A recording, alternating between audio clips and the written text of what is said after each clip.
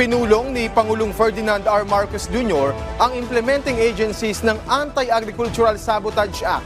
Kabilang sa tinalakay ang pagpapaigting sa kampanya kontra smuggling. Si Alvin Baltazar ng Radyo Pilipinas sa Balitang Pambansa. Nagpatawag ng pulong si Pangulong Ferdinand R. Marcos Jr. sa Malacanang kung saan ay pinag-usapan ang patungkol sa smuggling. Sinasabing pulong ay kasama din sa napag-usapan ng pagsisikap ng pamahalaan na makontrol ang presyo partikular ng mga food products.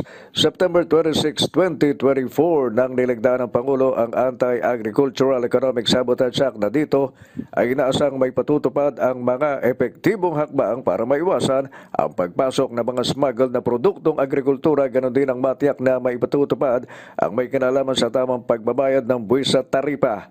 Saklaw din ang batas na maipataw ang kaukulang kaparusahan hindi lamang sa mga mastermind kundi pati na ang ilan pang sangkot sa pagpupuslit ng mga agricultural products. Let me be clear. This law does not just target the masterminds.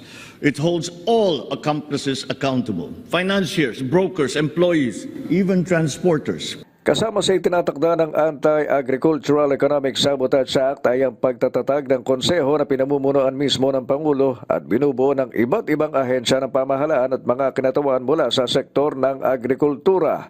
Layunin nitong tiyakin ang maayos at epektibong pagpapatupad ng batas laban sa mga ilegal na gawain tulad ng smuggling, hoarding, profiteering at kartel sa agricultural sector. Mayroon din itong Anti-Agricultural Economic Sabotage Enforcement Group na isang espesyal na unit na itinatag sa ilalim ng batas para magsagawa ng mga operasyon laban sa mga lumalabag sa mga probisyon ng batas, partikular na sa mga kasong may kinalaman sa economic sabotage sa agrikultura. Sa panayam naman noon kay Agriculture Secretary Francisco Tiu Laurel, mas magkakaroon anya ng ngipin ang gobyerno sa paghabol sa mga smugglers at iba pang mga kasabot nito dahil sa Republic Act 12022. Mas naingipin na kami para habulin itong mga smuggler na to. At sana naman na matakot na yung mga may planong gumawa ng mga illegal na smuggling dahil non-bailable to kung mahuli kayo. Para sa Balitang Pambansa, Alvin Baltazar ng Radyo Pilipinas.